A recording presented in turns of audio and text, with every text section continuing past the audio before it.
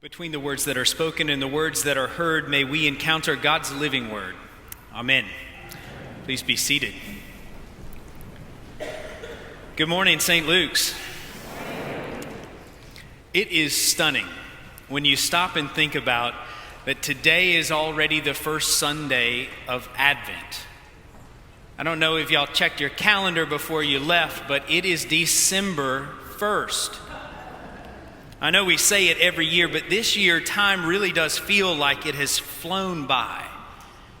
And yet, that's okay with me, because the truth is, I have been ready for Advent to begin for so long, so ready for Advent to bring out all the things that speak of this season for us.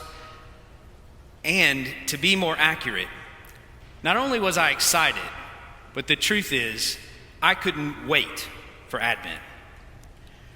To prove that, I put up my Christmas tree the Tuesday after we returned from our parish retreat in Kanuga. Who else has already put up their tree this year? Now, before anyone here gets too worked up about that, don't worry, it only has lights on it right now. But when the last strand of lights went on my tree, I sat down and smiled. Until that moment, I had not been able to articulate why I had such a frenzied rush about trying to put a Christmas tree in place. But as I looked around my living room, softly lit by this tree, I realized that I had been longing for a little spark of beauty and joy more than ever this year, a sign of hope and anticipation in the midst of all that feels unsteady in our world. Maybe that's why you have your tree up too. I believe that this feeling is something that we all experience, this need for moments that pull us back to our center. For without them, my instinct is to remain in a state of lament, to assume that I must have missed the cosmic point somehow, that I might be alone in search of God or a God sighting in my day today. And the psalmist invites us this morning to sit with this very feeling as we begin Advent. From the very beginning of our reading from the psalm today, it's clear that the psalmist is in a little bit of distress. If you didn't catch that, look again. The psalmist cries out, "To you, O God, I lift my soul. My God, I put my trust in you. Let me not be humiliated, nor my enemies triumph over me. Let me not be humiliated." The psalmist goes on to plead that the scheming of their antagonist be disappointed. That's the word that was used.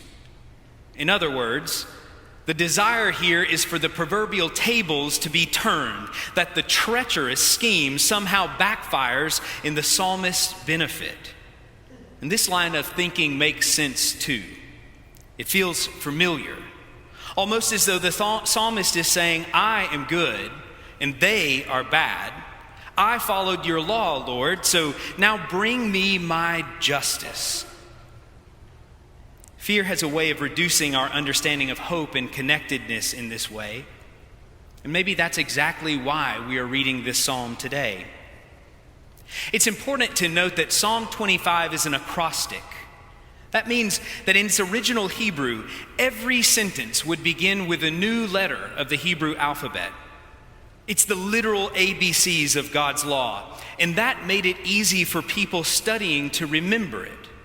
And thereby, if they could easily remember it, it might be easier for them to live these words as they walk through their life.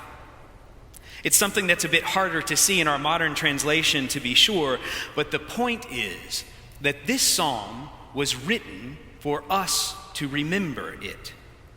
It's designed to touch that place in our heart where we worry that all might be lost. And when it does, it helps us recognize our instinct to call out for retribution and to assign that as God's purpose.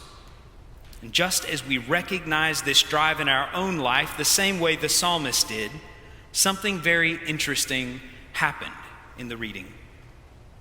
The psalmist says, "Show us your ways, O God, and teach us your paths." By saying this, the psalmist quickly turns from ruminating about the humiliation of their enemies to meditating on the compassion and love that is God. that always has been God, that is all around us. And when the psalmist is reminded of that eternal truth, it's only then that they are able to look again at their own failings with gentleness. Only then that they can begin to see a path to reconciliation that has always been offered by God. Show us your ways, O God, and teach us your paths. It's also striking to me that in the original Hebrew, the closest translation for the word ways that you saw today in this reading is literally ruts. Ruts. Like the tracks in a road cut by a wagon. Show us your ruts, O Lord. It's an interesting moment, because this is the way that the psalmist offers us an unexpected antidote today, a countercultural route to hope, a literal pathway that stretches before and behind us, one that we can see. And that might be just exactly what we need as we begin this journey through Lent. To remember that living a life faithful to God's ways is not about being or doing good in order to garner approval from our God. It's about pursuing. It's about the pathway and following it, the one that's right there in front of us. When we do that, we remember that God's ways invite us to humility, to confess our limitations and mistakes, and to find forgiveness. Let this place be a place where we can do that together. God's ways invite us to curiosity and teaching, learning and growing together despite our differences. And let this place be somewhere we can gather to learn and grow. God's ways invite us to graciousness, a willingness to hold the tension of difference rather than drawing enemy lines. And let this place be somewhere where we can truly welcome all with that in mind. God's ways are always a path of compassion, mercy, and love, reminding us that we are deeply in need of one another, no matter what we may hear to the contrary. Let this be a place where we know that we need each other, where we welcome others that need, and find a place for them here. Let that truth be the light, the hope growing in our time this season. Show us your ways, O God, and teach us your paths. Amen.